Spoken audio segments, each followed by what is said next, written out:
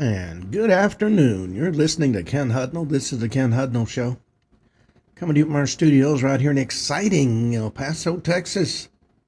Gateway to the Old West and the most haunted city in the country.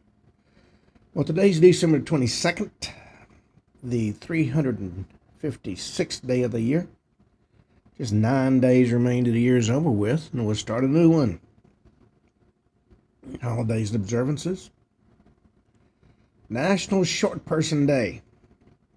Might be small in stature, but you can be big in personality. Short people are generally full of energy, creativity, and determination. Always standing tall, no matter what their height might be. Mathematics Day. Explore patterns and solve problems and understand the world through numbers. Forefathers Day.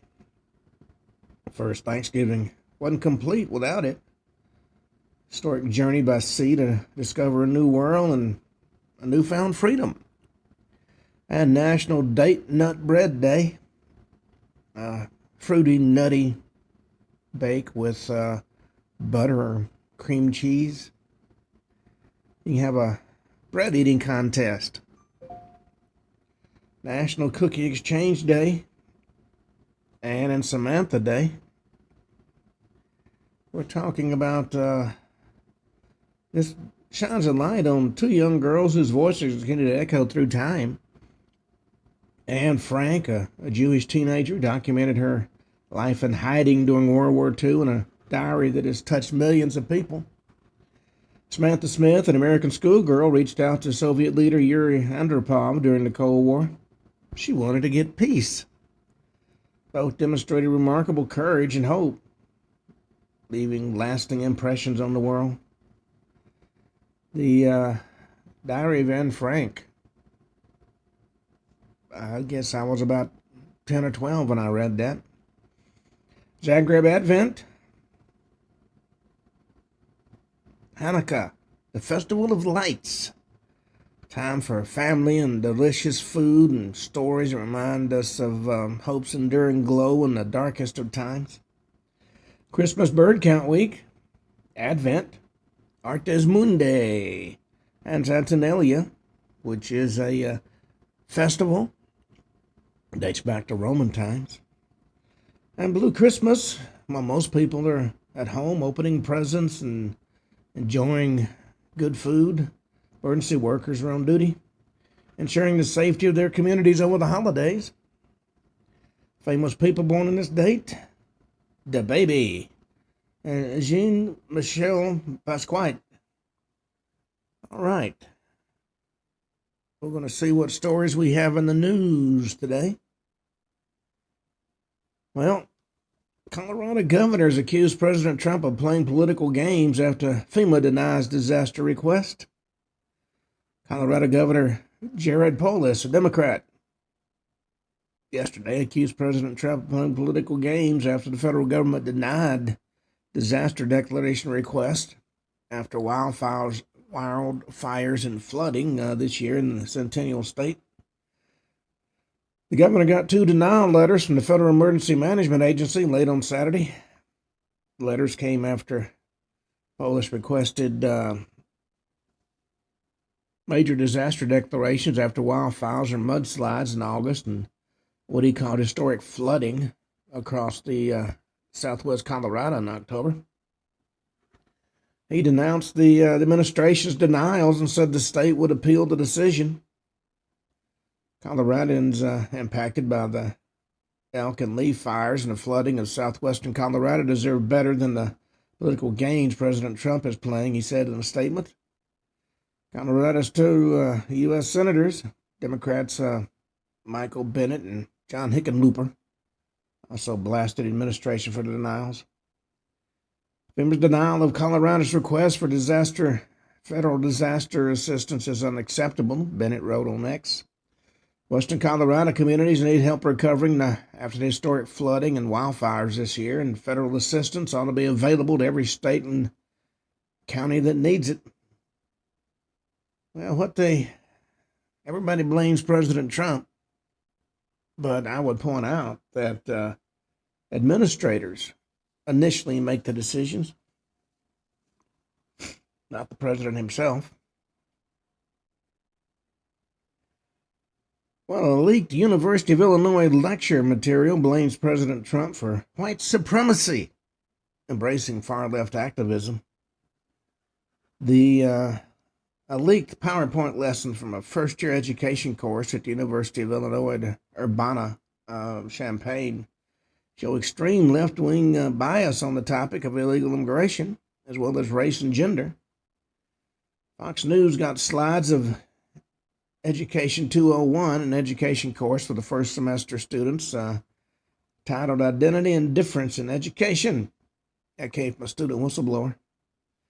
The lesson from week 15 was called Living in Uncertainty, Understanding Immigrant, Migrant, and Refugee Student Populations, containing 25 slides promoting leftist talking points on immigration.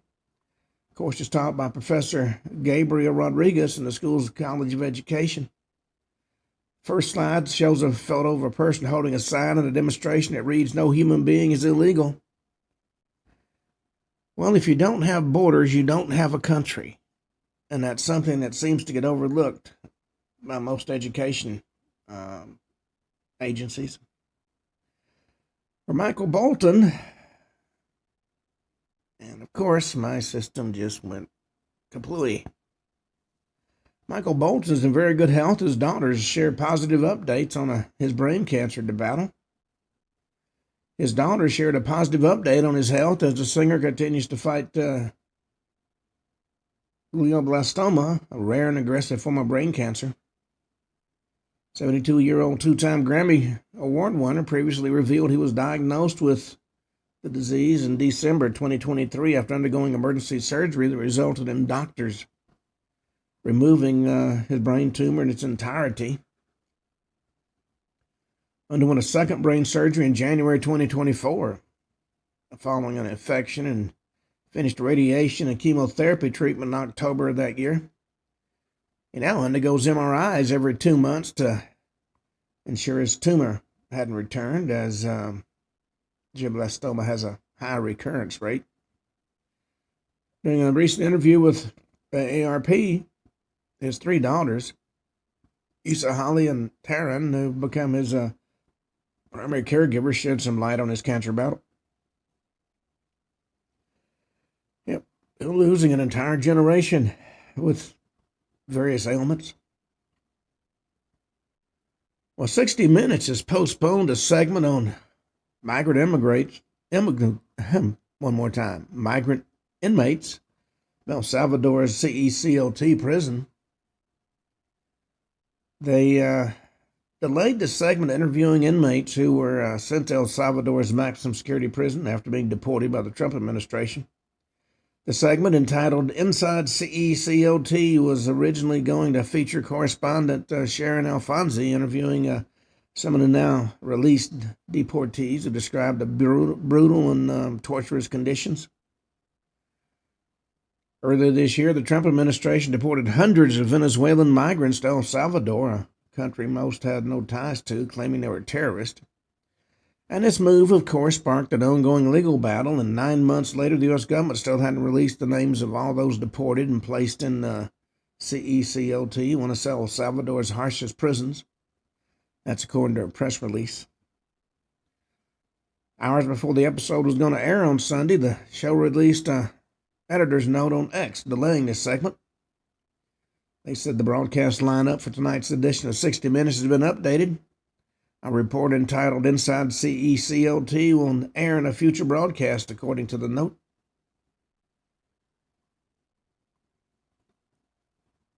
A Yale professor's father has been charged in the mother's decades-old murder. Says he used me as a debate, according to the Yale professor. He's speaking publicly for the first time since her 81-year-old father was arrested in connection with the 1982 killing of her mother, a case that still remains unsolved, and actually remained unsolved for more than 4 decades. According to a November 24th press release in the Foster City Police Department in California, Patrick Alvani was taken into custody in San Francisco and booked into the San Mateo County Jail on a murder charge tied to the death of his wife, Nancy Galvani. Allison Galvani, an epidemiology professor at Yale who was about 5 when her mother was killed, told the Los Angeles Times on December 3rd she's grateful to investigators and prosecutors for pursuing justice for her mother. With an extraordinary combination of compassion and resolve, they're working tirelessly to ensure that light shone on even the darkest of cases, she said in a text message to the outlet. Nancy's body was found in August of 1982, floating inside a sleeping bag near San Mateo Bridge in Foster City, according to police. Although the case was reviewed several times over the years, authorities said it remained unsolved until recent developments allowed investigators to move forward. Officials didn't specify what those developments might be. Now, Patrick had been considered a suspect early in the investigation, according to the LA Times, but charges were dropped due to lack of witnesses and usable evidence. His attorney at the time said he had passed a polygraph test, and Patrick said in court things with his wife was experiencing a mental illness. Well, after his arrest, his current attorney, Douglas Horngrad, told the LA Times his client is innocent.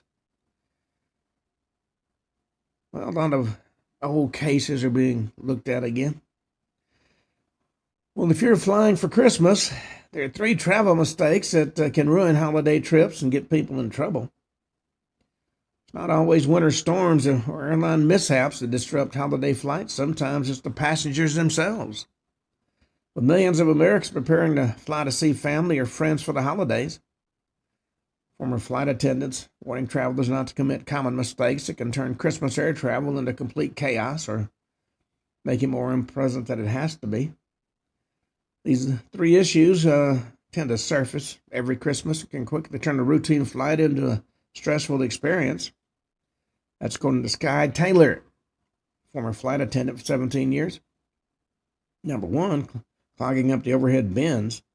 Passengers are bringing a great deal with them during the holidays, according to Taylor, from multiple changes of clothing to gifts for the loved ones. Extra items add to the plane's weight and frequently create headaches when it comes to fitting bags into the overhead bins. And of course, we have an issue of encroaching onto another person's personal space. Travelers who rely solely on carry-ons are most likely to be affected when the bins fill up. Number 2, being unprepared for winter weather delays. Winter weather routinely causes delays during the holidays, according to Taylor. Passengers often underestimate how long they may be sitting on the runway and how cold the cabin can get while they wait.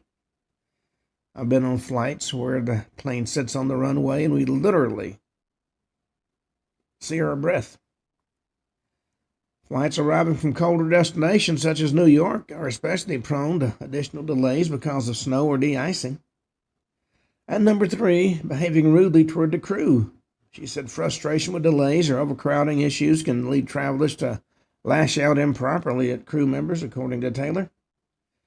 She said abuse toward the staff becomes especially common around Christmas when both passengers and airline employees are under extra stress.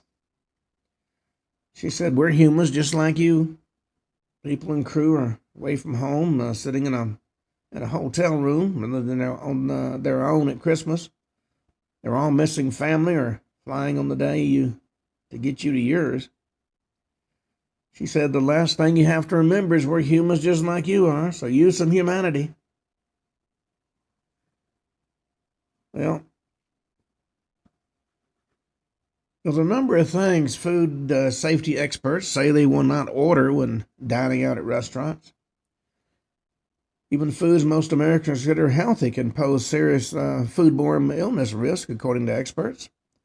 And several say salads and sprouts and deli meat are among the everyday items they personally refuse to eat. One Seattle attorney had spent decades litigating some of the country's worst foodborne illness outbreaks recently told the Washington Post his well-done burger and steak order has prompted chefs to come out and ask what's wrong with him. And Bill Marler is his name, and he said, I explain what I do for a living. It's an occupational hazard. Said he no longer touches bagged salads or fruit cups or trays. deli meats, ready-to-eat meals, and raw sprouts, which are often served raw on sandwiches, salads, or wraps. She said the item has been repeatedly tied to cross-contamination in major Listeria or E. coli or Salmonella outbreaks. I've been on trips where I ordered my favorite, which is a well-done hamburger, and when I get back, if I had a first aid kit, I could probably get it up and walking again. Well,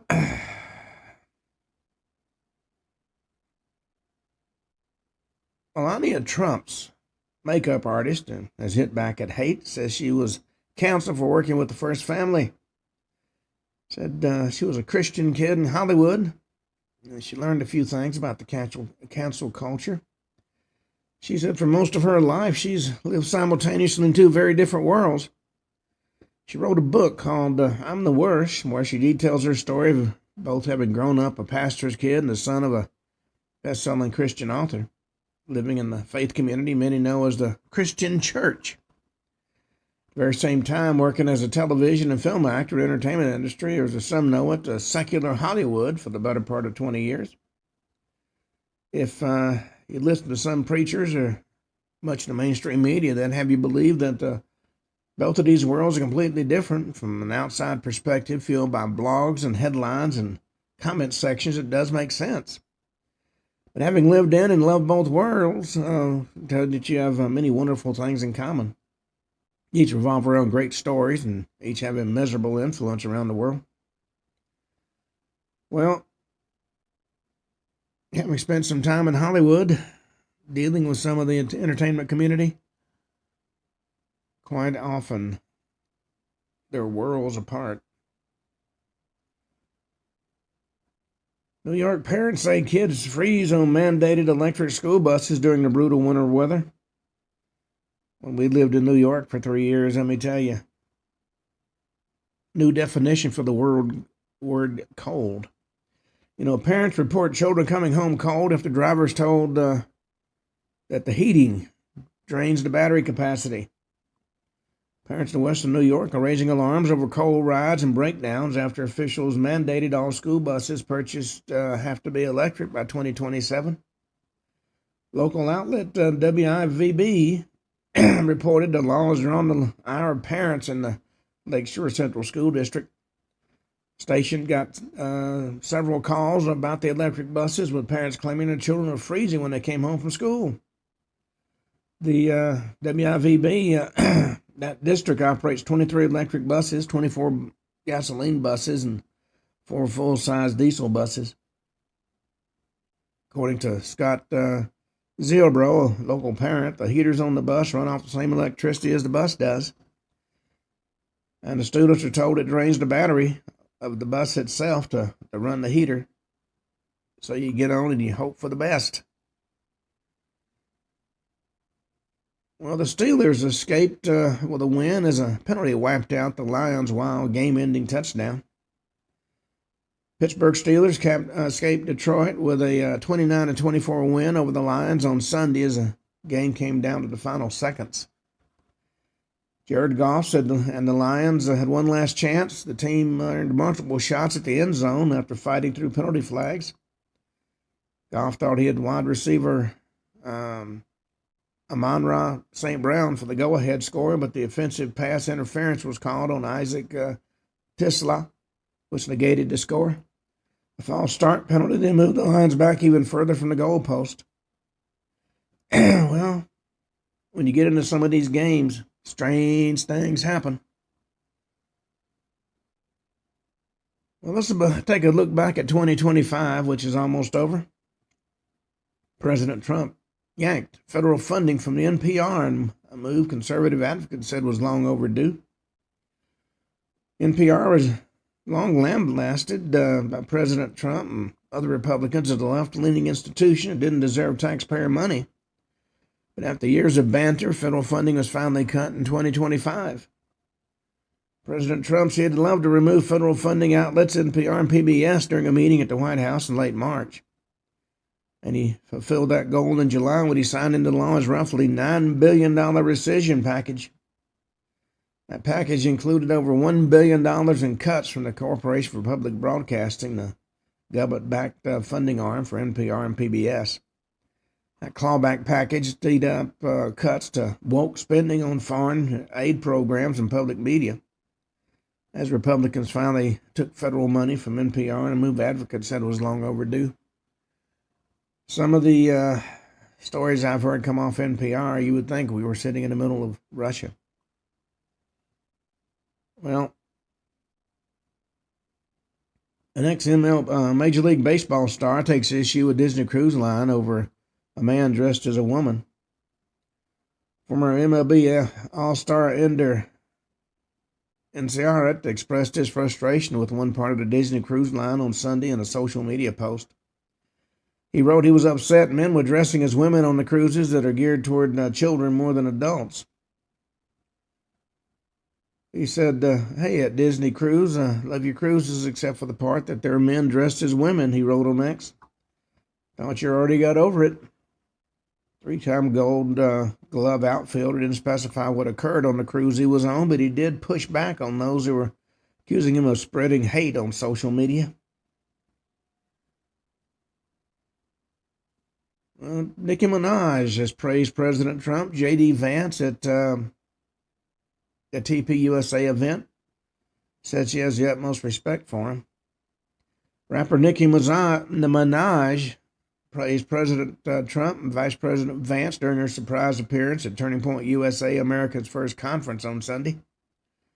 The super bass singer was introduced as the surprise guest by TPUSA President Erica Kirk, where they discussed her recent alignment with the Trump administration on Christian persecution in Nigeria. Despite her past support for Democratic candidates, she described the utmost respect she had for the Republican administration, particularly for giving people hope during the darkest of times. Well, frequent heartburn may be a warning sign of a more dangerous condition, according to doctors. For most people, heartburn is an occasional annoyance and source of temporary discomfort. But for some folks, chronic heartburn can lead to more dangerous conditions, potentially even precancerous ones. About 10% of people with chronic gastroesophageal reflux disease, or GERD, will develop Barrett's esophagus, a condition where the lining of the lower esophagus is replaced with abnormal cells that are more prone to cancer, according to medical experts. And some studies have shown among those with Barrett's esophagus, between 3 and 13% will go on to develop cancer. Most will not, but it's still very uncomfortable.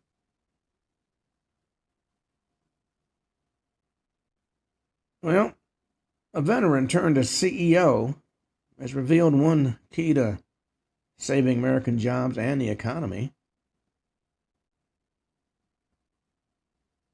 What is wrong with this thing?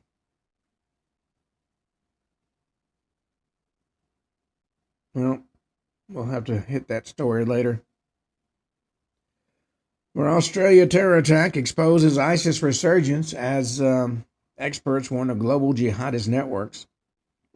Terror attack in Australia has renewed urgent warnings from intelligence officials and counterterrorism experts that global jihadist networks are intensifying their reach, even as Western governments continue to frame groups like ISIS as weakened or in retreat.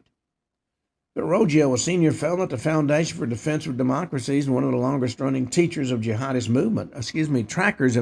movements, said the Australia attack highlights a persistent miscalculation in Western capitals. He said, we've always been quick to declare terrorist organizations defeated and insignificant, and that couldn't be further from the truth.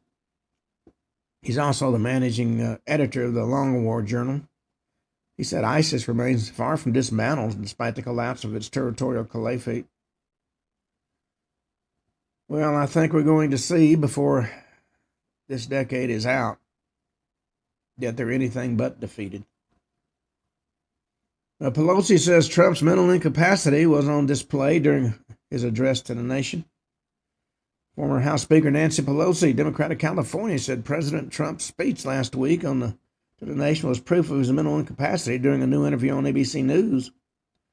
He said, I didn't even think about his speech, but I did see some of it in the news afterwards and think it was a demonstration of his mental incapacity. This from a woman who, at the same time, she's, let's help the poor people, was raking up $400 million in her own pocket. Well, we've been talking about a lot of strange stories. And a lot of things we've been told are true really aren't. I remember growing up, there was a major kerfluffle about a story that made the rounds that Paul McCartney was dead. There was even one record, if you played it backward, you heard the Beatles saying, Paul is dead, Paul is dead. Well, music fans from around the globe have often wondered about the lives of their favorite stars. Sometimes these wonders morph into elaborate conspiracies.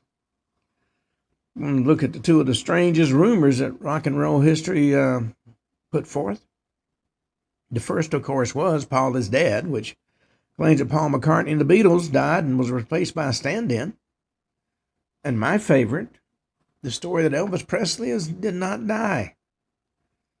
The idea was he faked his death and continued to live in secret. In fact, there's a man by the name of Bob Joss, I think his name is. He looks like Elvis, sounds like Elvis when he sings. He's a preacher. Though both stories have been dismissed by most people, they do stir debate among devoted believers. So we're going to talk about these stories and the evidence often presented to prove that they're true, and the reasons why they do remain part of popular talk. And now in 1969, peculiar rumors spread among Beatles fans. Word got out that Paul McCartney, the band's bass guitarist and singer, had secretly died in 1966. According to the story, the Beatles covered up his death to keep the band alive, replacing Paul with a look-alike named either William Campbell or Billy Sears. This rumor, which was known as the PID, or Paul is Dead, emerged from supposed clues in Beatles songs and album artwork.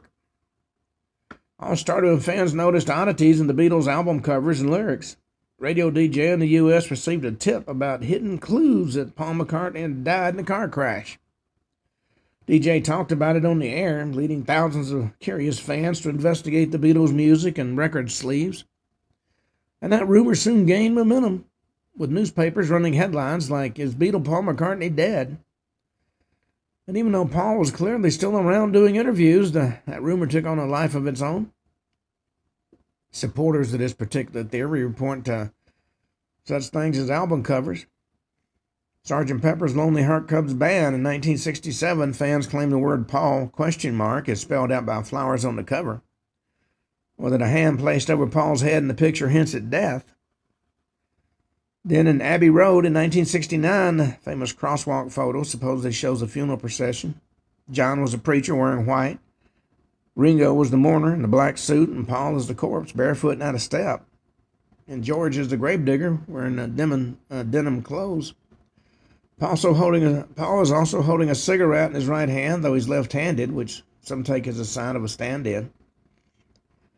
And also song lyrics and audio clues were pointed to. Revolution 9, played backward, is supposed to contain the words, "Turn me on, dead man." In normal play, it's just abstract sound collages, but believers believe those reverse phrases are no accident. "Strawberry Fields Forever" ends with what some folks think is John Lennon saying, "I buried Paul."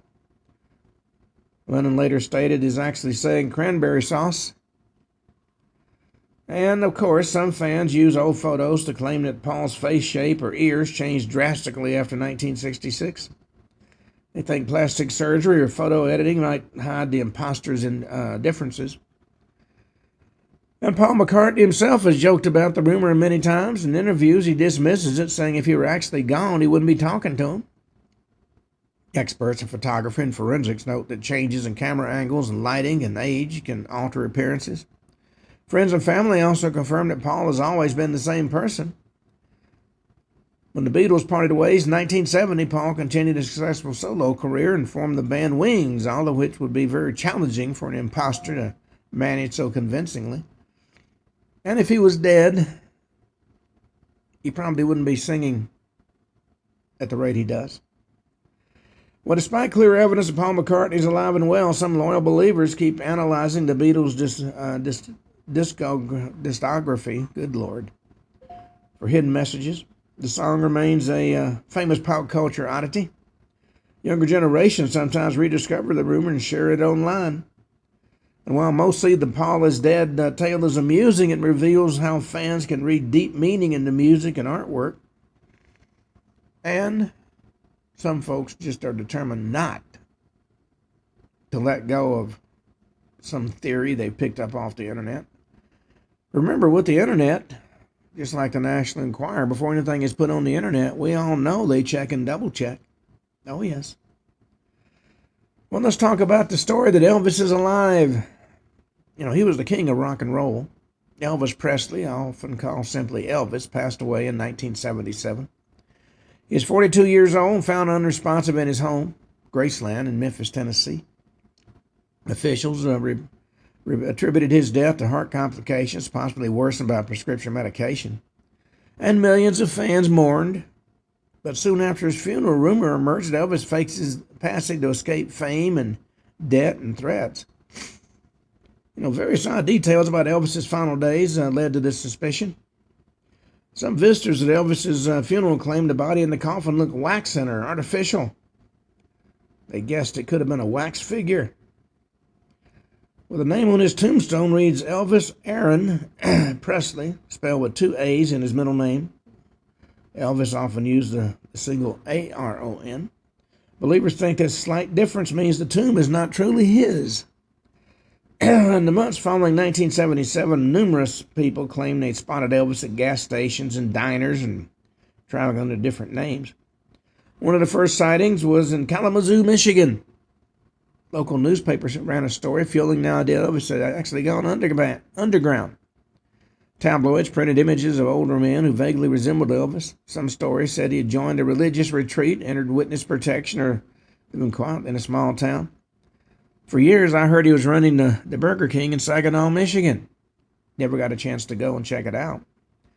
You know, some note that Elvis had deep interest in law enforcement, collected badges, and even working with the police in various roles. They think he used these connections to forge a new identity. Fans point out Elvis was unhappy with intense public attention and health struggles. Faking death might have given him a way out. Skeptics highlight the simple fact that Elvis's health problems were real. Had a long history of drug prescriptions and weight gain and stress. Family members and doctors agree these issues contributed to his passing. Law enforcement officials see no indication he entered any protection programs. And over the decades, suspicious claims about Elvis sightings have been dismissed as pranks, hoaxes, or mistaken identity. There's also the matter of DNA test.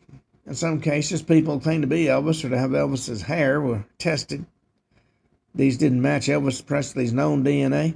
Medical records plus testimony from paramedics often also align with the official story. The more straightforward view is that Elvis's death was sudden and shocking, but not staged. Like the Paul is dead, the idea that Elvis is alive has become part of pop culture. It's joked about in movies and television and in comics, often showing Elvis as an older man living in secret, longing for simpler times. Graceland, which is now a museum, sees countless visitors each year.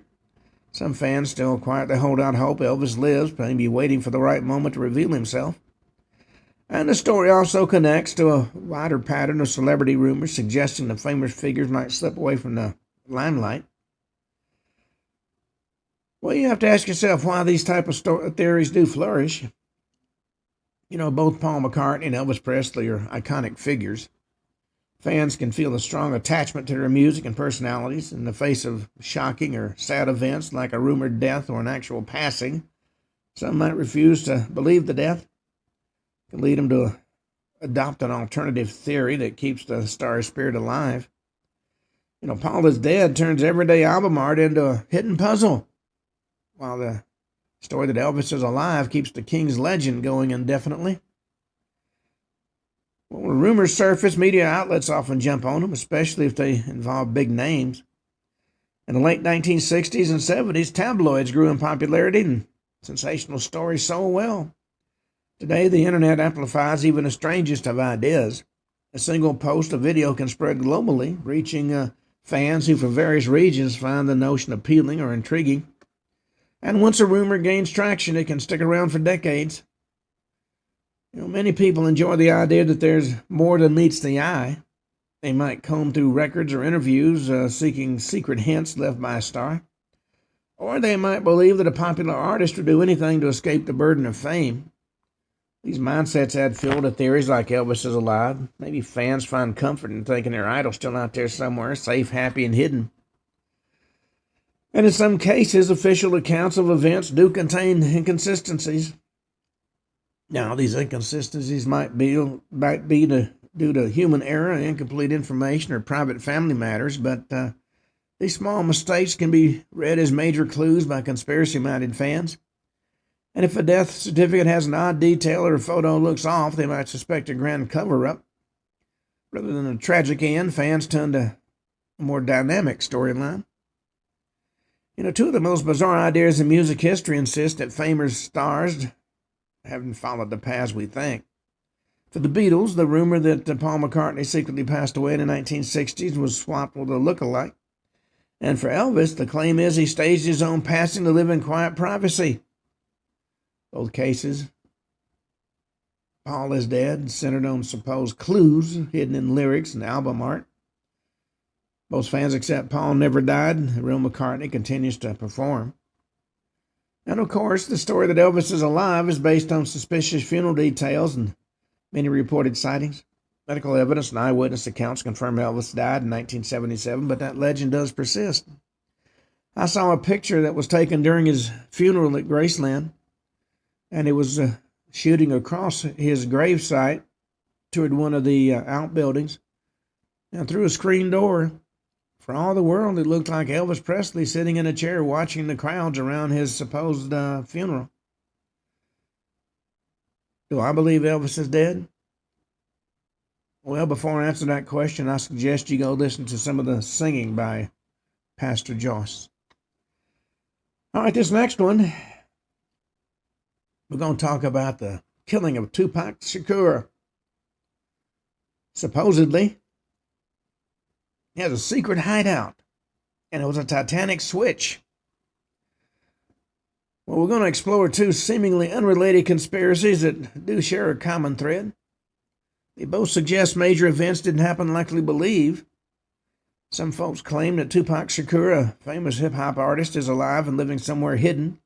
He staged his passing for personal freedom or to flee enemies. And others argue that the Titanic, that legendary ocean liner, was switched with its sister ship before its tragic sinking in 1912. The sinking of the Titanic, I've had a number of people tell me, was actually an insurance scam. And these stories raise questions about hoaxes and insurance fraud and personal safety.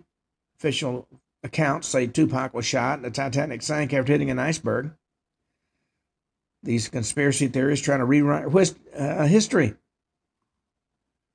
We're going to look at each one, see the background, and note the reasons why they linger. Well, Tupac Shakur, also known as Tupac, was a widely influential rapper and actor. Shot in a drive-by shooting in Las Vegas, Nevada, September 7th, 1996. Died 6 days later in the hospital at age 25. Now, this crime has never been fully solved, though gang rivalry and personal conflicts are often cited as factors. His short but intense career and the mystery around his final day makes him a legend, leading some folks to believe he's still living. Not long after his death, rumors circulated he'd faked the entire event to escape legal troubles or potential retaliation. People point to the lack of official photos of his body and unusual quickness of his cremation. They claim various lyrics in his songs hinted at plans to disappear, especially in references to resurrection or Machiavelli, a stage name sometimes used, inspired by the Renaissance thinker Niccolo Machiavelli. Machiavelli wrote about faking one's death to fool enemies, fueling theories that Tupac followed that advice. Well, he had a large volume of unreleased recordings. Several albums came out after he died, fueling talk he was still recording. In reality, a lot of artists have leftover tracks or incomplete demos later finished by producers.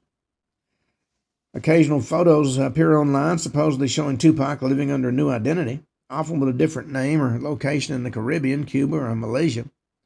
Critics note these pictures are usually blurry or fake. His songs sometimes allude to returning stronger, but many rap lyrics use symbolic or aggressive language. Fans who think he's alive interpret these lines literally. Police documents and witness statements from the night he was shot present a grim scene. He sustained multiple gunshot wounds, required urgent surgery, and just couldn't recover. Close friends and family confirmed his passing. Conspiracy supporters claim that funeral and official accounts were staged. But investigators don't find any evidence that doctors and nurses or law enforcement took part in a massive cover-up. And for that theory to hold, large numbers of people would have to lie or stay silent for decades. His influence remains huge on the music scene. Some artists name him as a prime inspiration, referencing his music and activism and style. And the Tupac is alive theory does keep his name alive in a different way, blending myth with reality. People who see him as a rebel or visionary might prefer to think he escaped the violence around him. But his family and estate managers consistently confirm that he did die. Regardless, sightings pop up every few years, showing how strongly fans hold on to the idea he might return from the dead one day. Well, from the death of Tupac Shakur, let's talk about some of the stories surrounding the sinking of the Titanic. The RMS Titanic sank April 15, 1912, after hitting an iceberg during its maiden voyage from Southampton to New York. More than 1,500 lives were lost. Titanic was owned by the White Star Line, part of the International Mercantile Marine Company. Alongside the Titanic, White Star had other large ships, including the RMS Olympic, an older sister ship that had a few incidents at sea and needed repairs. Some believe the Titanic was actually switched with the Olympic before that final trip. According to this conspiracy, the Olympic had been damaged in an earlier collision and wasn't further covered by insurance. And to avoid heavy financial losses, the White Star Line or its parent company supposedly disguised the Olympic as the Titanic, allowing them to sink the worn vessel intentionally and claim massive insurance payouts. This tale suggests the real Titanic continued sailing as the Olympic for a number of years after the supposed sinking. Now, you might ask yourself why they would go to the trouble of such a switch. People say the Olympic's damage created a big financial strain on White Star. By swapping the ships, the line could scuttle the damaged one under the Titanic's name, collecting insurance money to cover the cost. And those who support this theory often mention small design differences between the two ships and claim these vanished or appeared on the Titanic night before its ill-fated voyage. They also question why certain wealthy or well-connected passengers canceled their trip at the last minute. The Titanic and the Olympic had slightly different arrangements of portholes. Some pictures allegedly show the Titanic in 1912 having the same porthole pattern as the Olympic. Some believe the interior layouts were switched or partially changed so the older ship would appear new. Crew members might have noticed differences, but supporters say they were bribed or threatened into silence. And the Titanic's Captain Edward Smith also commanded the Olympic at times. Theorists see this as further proof the lines between the two ships were blurred. Maritime historians and many experts strongly reject the switch idea. They also note that swapping two nearly identical but large ocean liners would be extremely difficult to do. Thousands of workers built and maintained these ships. Hiding such a switch would require huge secrecy and relabeling of every single detail, down to lifeboats and fittings and official documents. Titanic was insured for less than its actual cost, meaning the White Star Line wouldn't gain enough money to fix its losses from the Olympic. The wreck of the Titanic was found in 1985 on the bottom of the Atlantic. Investigators had spotted the yard number 401 on parts of the ship, matching Titanic's original yard number from Harlan and Wolf Shipyard. The Olympic had a yard number of 400.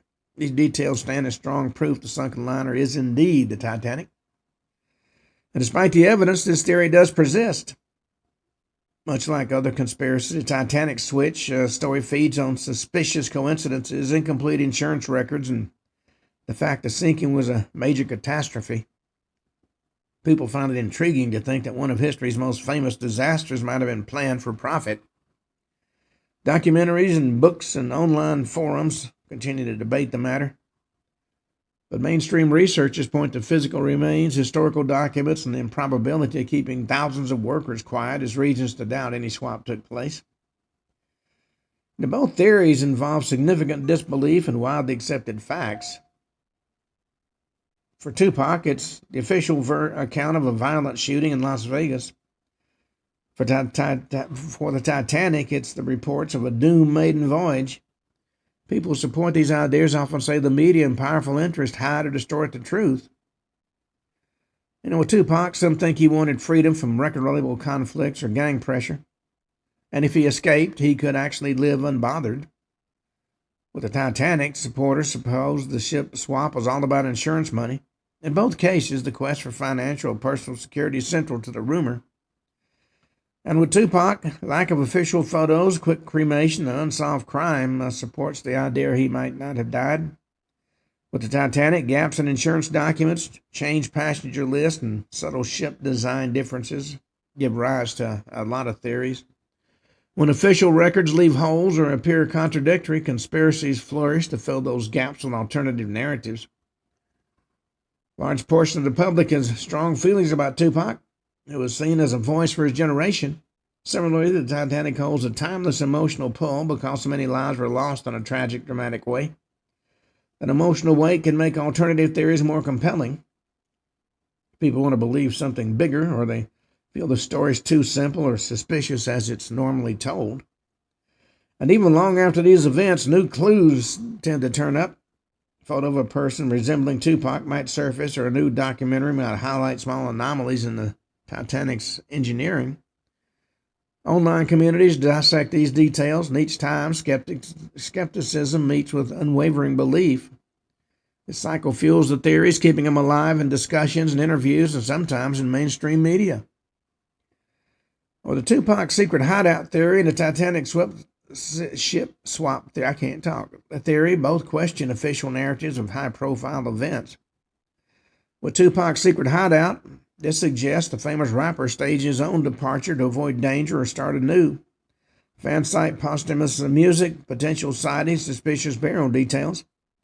Authorities and most evidence confirm he did not survive the 1996 shooting. With the Titanic switch, this proposes the ocean liner that sank in 1912 was actually its damaged sister ship, the Olympic, sunk on purpose for insurance gains. Maritime experts and documents firmly show the wreck is indeed the Titanic, making a swap nearly impossible. These conspiracies share the notion that prominent incidents can hide deeper plots. Supporters argue that money and freedom or a grand scheme drove these secret acts. Meanwhile, critics point to overwhelming physical and historical and eyewitness data supporting the official narratives. In both cases, the biggest challenge for the conspiracy is explaining how such a large-scale deception can be carried out in front of so many people without failure. Ultimately, these stories reflect human tendencies to question shocking events and imagine scenarios where illusions replace reality. Whether out of admiration for a lost star, suspicion toward wealthy corporations, believers find details that to them suggest hidden truths. As with many conspiracies, the official answers don't satisfy everybody, and new rumors can keep the flame alive. From the darkest corners of the Atlantic Ocean to the bright lights of Las Vegas, the mysteries remain topics of conversation, blending history and tragedy and speculation. In the grand list of conspiracy ideas, these two rank high for their emotional impact.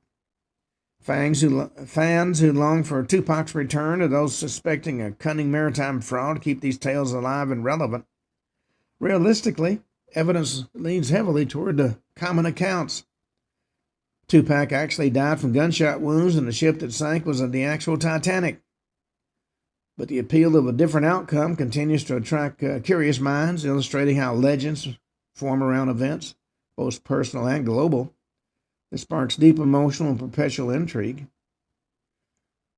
Well, From Tupac securing the Titanic, or if you believe the conspiracy theories, the Olympic, let's talk about what's known as the Mandela effect, the chronovisor.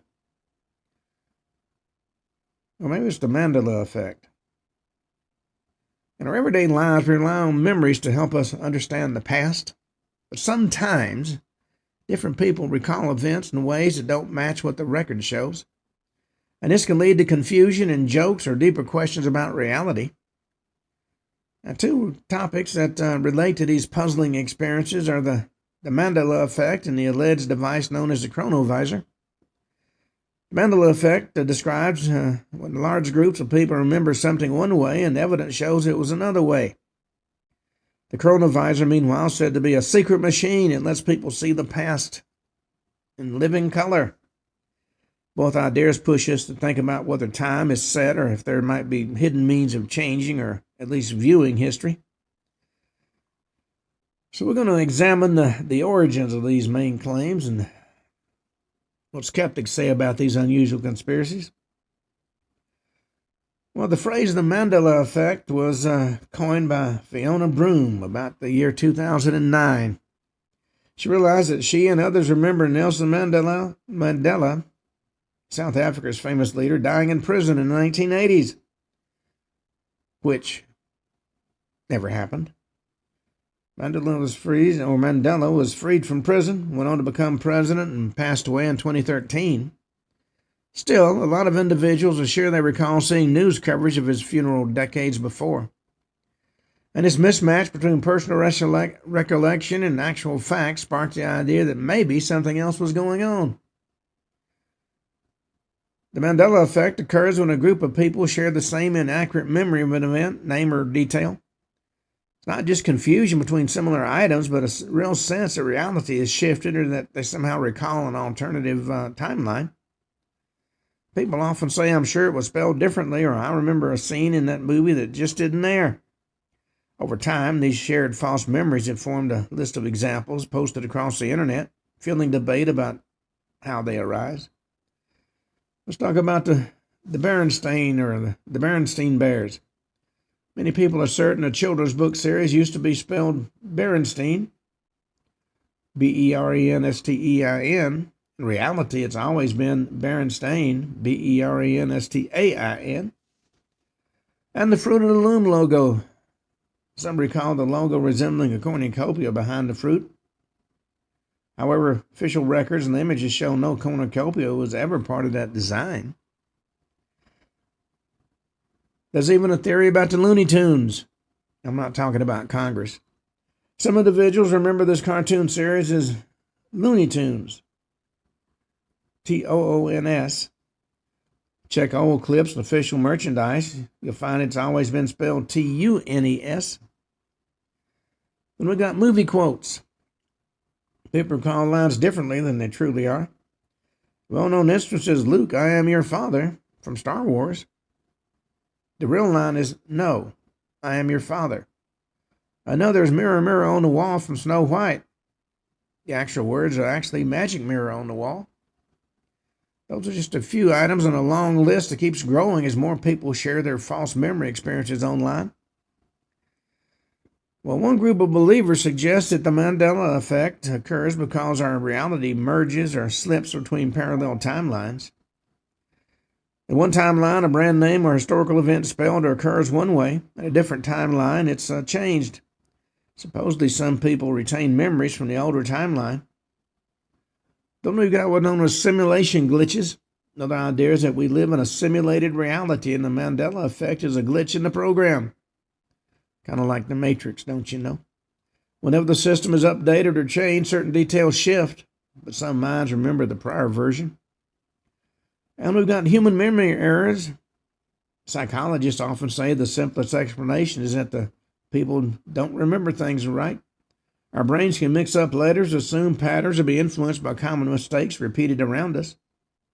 This type of confabulation is common, and group repetition can make the same error widespread.